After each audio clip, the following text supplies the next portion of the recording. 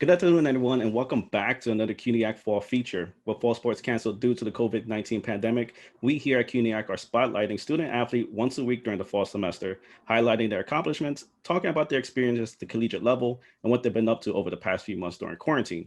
I'm your host, Eldridge Chavez, and you can catch the CUNYAC Fall Feature every Friday here on our website, cunyathletics.com, and on YouTube channel, CUNY Athletics Conference, as well as our social media feeds by searching CUNY Athletics. Now, with me today, I have the privilege to sit with such a bright young woman. She's disciplined and dedicated both on and off the field, majoring in international criminal justice, aspiring to advance her country at the Dominican Republic's justice system. It's my pleasure to welcome from John Jay College, the Bloodhounds goalkeeper, Jacqueline Perez. Jacqueline, welcome. Thank you for being here today. Hi, thank you for having me. Yeah, for real, I definitely appreciate you taking the time out and having a sit down with me. I really do appreciate it. So we'll just get started, right away on I'll do a quick question right off the back. So why did you decide to study at John Jay?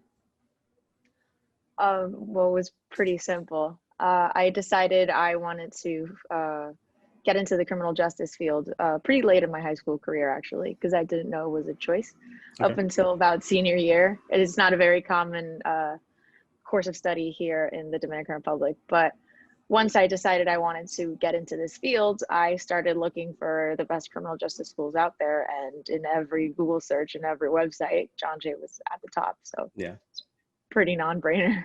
All right, that's great. And it's a great choice. John Jay's academics and history of criminal justice is top notch. You can't go wrong with it. Yeah. So other than soccer, do you play any other sport? I don't. Okay. I wish I did. I wish I was more interesting than that, but I don't. I used to do gymnastics when I was 10 years old, but okay. Well, that's something. Quickly dropped it. I quickly dropped it as soon as I got into soccer. It just consumed me. Okay. And how long you been playing soccer? Since I was about 10 years old, maybe. Okay. Yeah. So when you were doing gymnastics, the soccer ball came and you just stopped flipping. I was like, hey, kicking. I think this is more my style. All right, that's great. So, you have a couple of games under your belt, as a Bloodhound. Talk to me about the sisterhood you and your teammates formed during your time at John Jay. Well, it's great because I got to see what it was like being in John Jay without being a part of the team, and then joining somewhere in the middle of my college career because I was a walk-on. So definitely once I actually joined the team, I felt more integrated into the community as a whole. And I felt like I had this automatic support system no matter what. So, and just seeing these girls give their best every single day, they kind of set a whole new bar for me. Yeah. So academically, you finished the spring semester with a 4.0. That's awesome. Congratulations. You made Dean's Thank list. You. No, for real, 4.0, that's phenomenal. Thanks. Is it difficult to balance both sports and academics? Well, right now we're not doing that. Yeah, well, when you were playing. I can guarantee you that if we were, I would be even more focused right now. Yeah. Because I'm the kind of person that the less time I have to do things, the more things I get done with the time that I have available. Okay. Yeah, so makes sense. Having to split my time between practice and games and internships in school made me really give it all in the little time that I had to do each of those things. And I feel like the discipline that goes into going to practice every single day and to showing up even when you don't feel like it. Yeah. You kind of automatically start applying that to the rest of your life. Because just this is what I do. I do it in soccer, so I do it for school. I do it for the rest of my life as well. Yeah, exactly. It prepares you for your future endeavors. Yeah, 100%. Yeah, definitely. So in a world when we're back to somewhat normalcy, what kind of advice can you give to future student athletes who are going to juggle both academics and sports? Don't be so intimidated by it, because I almost talked myself out of walking on several times before I did it. Yeah, just because I was scared of just, it seemed like a lot because it's collegiate sports, so it always seemed like it seemed too big for me. But then I just took that leap, and I quickly realized that it's just one more support net that you have in school. So instead of making things harder, I think sports and being a part of athletics, if anything, has made my experience way easier. Because the coaches at John Jay, they're really adamant about what D3 stands for. Hmm. And we do really put academics first. Like, we Yeah. realize sports are extremely important, but I'm a testament that I've had to sometimes maybe skip a game because I have this class that I can't miss. And it's always something that, if you're proactive, you can talk out with your coaches and your teachers ahead of time once you get schedules at the beginning of the semester. Hmm. So yeah, I would say don't worry too much. If it ever feels overwhelming, you're going to have even more people you can lean on. Okay. Yeah, and a lot of student athletes I spoke to echo everything you just said. Um, the CUNY system and CUNYAC really focus on academics first, just like you said, and everybody talks about the rapport they have with their head coaches, with their teammates, and as long as you have that constant communication, it shouldn't be an issue if you have to miss practice or a game for a final or a assignment that's due. So let's keep going down this road. You talked that you joined in 2018, but last season in 2019, you were part of John Jay history. I was. So, so the women's soccer team won the CUNYAC championship for the first time in program history. Congratulations, that's awesome. Thank you. What was that feeling like to be a part of that experience, and how do you think that experience is going to help you in the future? It was very humbling. Yeah. Just the fact that we did something that a lot of people maybe thought we wouldn't be able to do. Hmm. It kind of gave me this idea, hey, I want to do that for the rest of my life. Yeah. I want to have people tell me you can't do that, and then be like, okay, you know what, I'm still going to do it anyways. Yeah. And being a part of this team, being a part of this family, made me feel like, okay, that's entirely possible, because we did it once, we can keep doing it over and over again, on and off the field. So it was extremely humbling, and definitely one of the best moments of my college life. That's awesome. No, that's great. Yeah. Any like particular moment that stands out to you, either during the season or during that championship game? Yeah, when Jamie scored the equalizing goal, it Yeah. was that was by far the most the most nerve-wracking moment ever. But nobody knew whether we should cry or laugh or jump around, so we just did all three, and it was it felt like we couldn't breathe. But then just those last 20 minutes of the game were really the best of the entire season, I feel. Yeah. No, that's great. I can imagine. All right, so let's move away a little bit, from the field and talk about your studies and your experience at John Jay. Um, so you're majoring in international criminal justice, you're minoring in criminology. Um, is working in law something you always wanted to do? And at what age did you begin pursuing that line of career?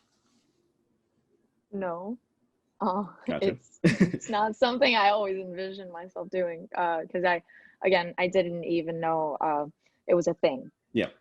As crazy as it might sound, here in DR, I'm surrounded by just people who the normal courses of study, or marketing, or advertising, or business administration, or even just law to become an actual lawyer, and Yeah, medicine, and all extremely respectable fields. But I always saw criminal justice as something you saw on TV.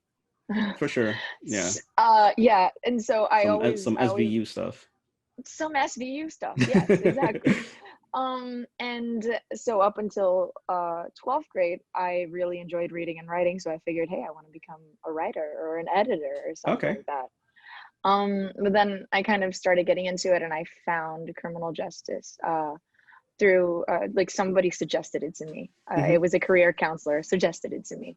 And it was at that moment when it was actually brought up as an option, where I was like, hey, this sounds interesting. Yeah, for So I sure. started to look into it, and I realized there was more to criminal justice than just being a cop, or even just being a lawyer. not Yeah. just, Hmm. also very respectable things, but you tend to just No, narrow I down the get it. field to Yep. those things. So once I started seeing the options and actually found the field of international criminal justice, which leads more with transnational crimes and international crimes, Yeah. that's when I started really falling in love with it. Oh, that's great. That's awesome. And we'll definitely, touch those subjects in a little bit. Um, so you said, you and I spoke off the camera for a little bit, and you're home right now in the Dominican Republic. I Um, am. so as an international student, was it difficult to leave home? Yeah, Yeah. it was. I feel like I had footsteps to follow though, because my Yeah. my brother and sister did that before me.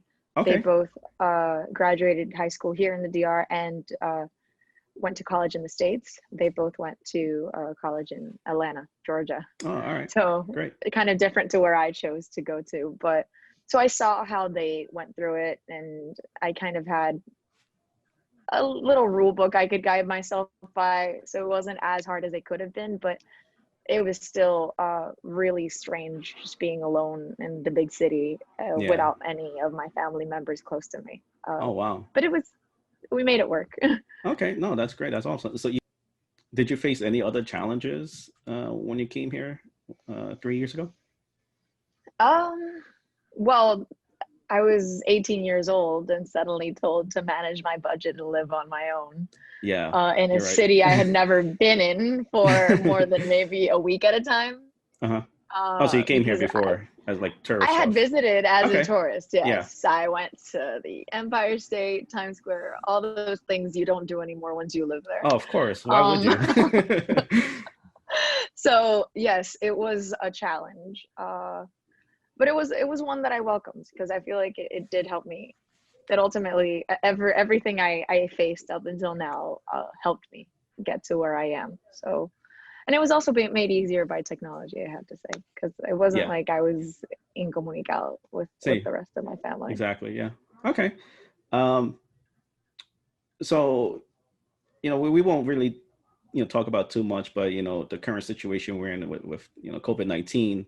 Um, how was that transition like for you to be, studying at John Jay and all of a sudden just switching into distance learning? Was that difficult for you to transition into, or were you able to kind of like, all right, what you just said a little while ago, technology caught up? I think it was more the situation around me while that was happening that was the most nerve-wracking Yeah. because it was back in March and I was still in New York and Hmm. I didn't know whether the city was going to get locked down and I was going to be locked in and not be able to get out and come back home. Yeah. Um, I I didn't know how my classes were going to work. I was very stressed because for some people, okay, I'm going back home, so I'm not, let's hop on the LIRR and go to Long Hmm. Island. Exactly. I had to figure out how I was going to get on a flight and come back home. So that was very stressful with all the flight regulations that were popping up. Yes. But once I was actually here, it was a bit of a challenge, I have to say, transitioning to online. But all in all, I'm sure that I was one of the lucky ones because I did have my technological needs met. I Yeah. had what I needed at my disposal.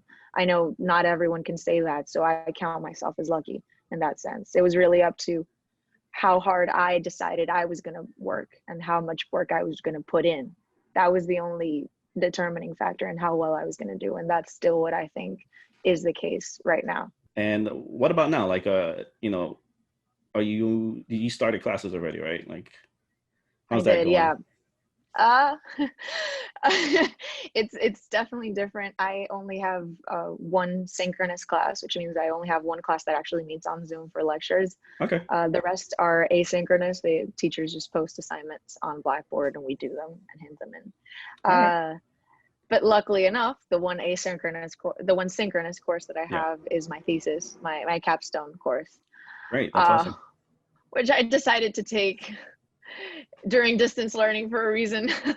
but but I'm pulling through.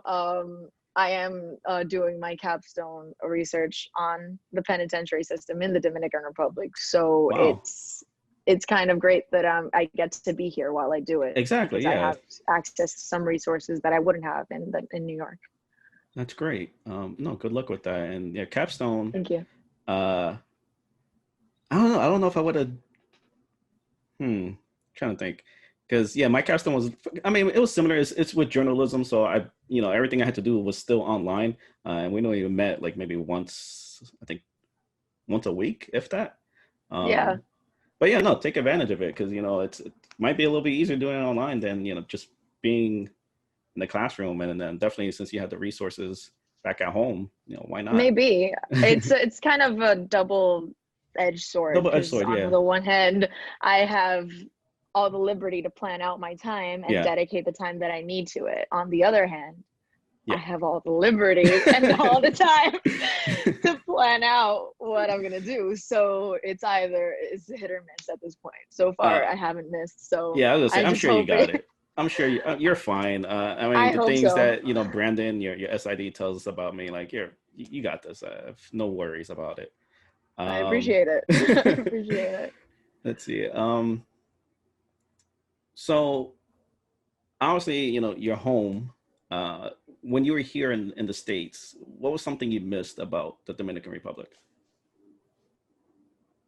My family Yeah. and my friends. Uh, like, sure, yeah, going to the beach on the weekends, that's obviously something that I missed. But Hmm. most of all, uh, we have this thing where on Sundays we go to my grandpa's house to have lunch Oh, every that's Sunday. great. And on Saturdays we go to my dad's side of, like, my grandparents Yeah. on my Hmm. dad's side to have lunch. So it was really this really family centric life that I used to live here in the DR that I'm thankfully starting to live again. Yeah. That was missing in New York. And of course my friends. But it New York made up for it, because it was really, it has been once in a lifetime being able to live there as a college student, get to know all these different people with very different points of view from mine. Yeah. um, and it's just been, I think I consider myself extremely lucky to have been able to have this experience, even though it was hard being away from home. I wouldn't change a thing. No, that's great. Definitely one of the things that I take a little regret to when I was studying was not studying abroad, kind of thing. To just get It's that never too different late. perspective.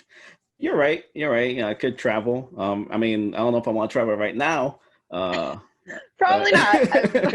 I take it back. Don't take yeah. don't take my advice. But definitely, getting different perspective on different cultures, things like that. That's not something I'm trying to push my nephew to do. He just started his first year in college, so I'm definitely trying to nudge him in that direction. Um, Do. It's yeah. it's a great experience. So let's talk about the places you interned. You interned a few places in the Dominican, some places here in the States.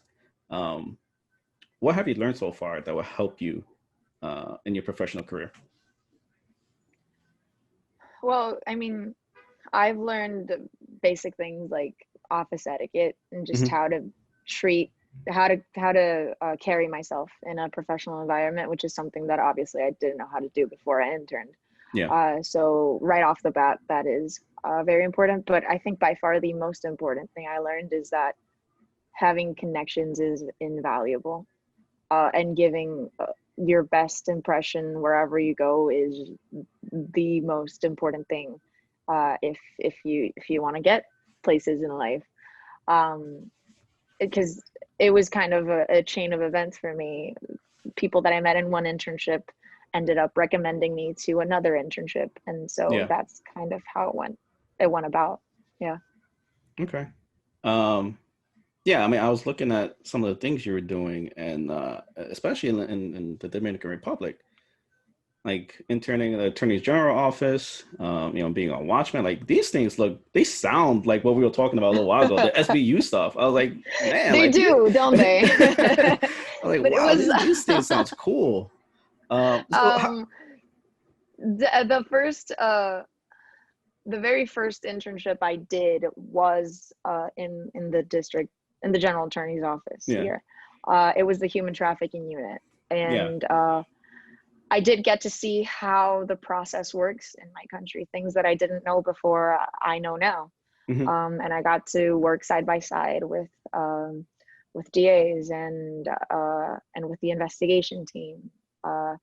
I I I got to translate and transcribe some interviews, phone taps, stuff like that. Yeah. Just very, very interesting to me. And we got to see a case from beginning to end, just this human trafficking ring case that spanned several countries. So it was extremely interesting. It made me realize I probably don't want to be a prosecutor, Hmm. even though it was extremely interesting. I think I spent most of my time subconsciously focusing on what we can do better, Yeah. instead of just being a part of just being a prosecutor or being someone who actually is doing that day to day, which is such respectable work and it's so hard. Like the things these people see and have to do every day is incredible. And I find that I want to find a way to make things work better. Yeah. That may be pretentious of me to think that I can No. actually do that, this little 21-year-old, but um I can try, at least. Yeah, so from that internship, that's I think it was a very enriching experience because I got to see the system firsthand. Yeah. So, we'll wrap up. I kind of, just maybe one or two more questions left. So back to your internships, you interned in the United Nations, which that's awesome. That's great. How was Thank that you. experience like? And, do you have any favorite like moments that pops in your head? Again, that was, I think when I got accepted into that internship was probably one of the most humbling moments of my entire life. Yeah. I went to an interview. It wasn't, I didn't intern in the United Nations as an organization. I Uh-huh. interned in the Dominican mission, so the delegation from Yeah. my country in the Hmm. United Nations. And it was the biggest pinch me moment of my life when I was like, okay, when I got the email from my interviewer, handler, I don't know what Yeah. that. She was like, yeah, you're in. Come on, let's go. So that was incredible. I got to see firsthand how the international community actually conducts the discourse Hmm. that goes on, and it was breathtaking to just walk into. You talk about my favorite moments. My Yeah. favorite moments by far have to be the first time I walked into the General Assembly, for example. Uh, Okay. it was such a huge room filled with I so many bet. important Yeah. people.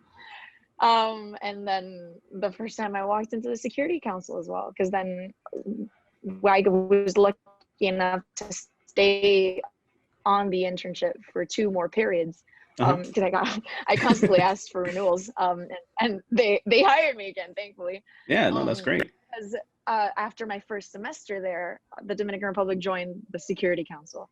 So this That's was the awesome. Yeah, first because time they in rotate, history. right? Like they rotate every couple of years or something like that, right? They Yeah. do. The ten rotating countries do. Hmm. So Yep. for the first time ever, the Dominican Republic was a part of that, and Wow, that's it, great. it felt once in a lifetime because it Yeah, doesn't for really sure. happen so often. So I automatically decided I wanted to reapply and I wanted to be a part of that. So I stayed on for 1 more year, and So you were it there for the was, whole process, the whole 2 years? no, just 1 year. Oh, just 1 year. Okay. So my first semester, I was just in the General Assembly, and then we moved to the Security Council for my second and third semester in the Gotcha. internship. Okay. And then I got out at the end of it because I wanted to sort of, I had to say goodbye to it and try other things, because that's what I'm supposed to be doing right now. Yeah, exactly. I'm Get all supposed to that be, experience under your belt. Hmm. yeah, yeah, but it hurt me to leave that because um, I really, I have extreme respect and I really liked all my colleagues, and I loved working with them, and I still wish them the best. That's great. That's awesome. Do you still keep in contact with any of them or? Yeah, Okay. with some. My mentor, the main one, she recently was involved in passing the Youth Peace and Security agenda for the first time in the Security Council. So I was extremely proud of her. That's something we were hoping for the 3 semesters that I was there, and it finally Yeah. came to fruition. Okay. So yeah, I still keep in touch with her mostly. So again, Jacqueline, thank you so much for spending your time with us. I have one more question for you. What does the future hold for you? Ah, it's $1 million question. Yeah. Good things, I hope. A lot of challenges. If my experience so far is any indication, then a lot of challenges to overcome. Yeah. But also hopefully a lot of reward that comes from that. I feel like after I graduate, I want to come back to the Dominican Republic. I want to get involved in reforming our criminal justice system wherever possible, in pushing policy reforms. Yeah. How I'm going to do that, I have no idea. It seems like a mammoth task for me right now, and I wouldn't even know where to start. But I'm hoping my capstone thesis is a place where I can start, so that if I do it well enough, I can maybe pitch it to someone in the future and start from there. No, for sure. And all best of luck to you. And again, Thank I you. know I've said it a few times. It might sound like a broken record, but people I spoke to just speak very highly of you. So I'm sure you'll make a difference. And if I don't get to speak to you again, I don't know if what kind of world we're gonna live in. Hopefully Who some knows? normalcy comes back, and we'll have Yeah, get to see you face to face and during the CUNYAC championships. But thank you so I much hope for your so. time. No, for sure. And good luck, and hopefully if soccer comes back into play, you can defend your championship. Um, Thank you. but Thank you, Jacqueline, really. thank you again so much for your time. I really do appreciate it. Good luck with all your future endeavors. Um, Good luck with the Dominican Republic. I'm sure they're gonna have a star returning back home when the time comes. Uh, Thank you. no problem. Thank Thank you you, guys so really. much for watching. Remember, the CUNYAC Fall Feature goes on our site every Friday. Thanks again to our guest, Jacqueline Perez. Until next time, cheers.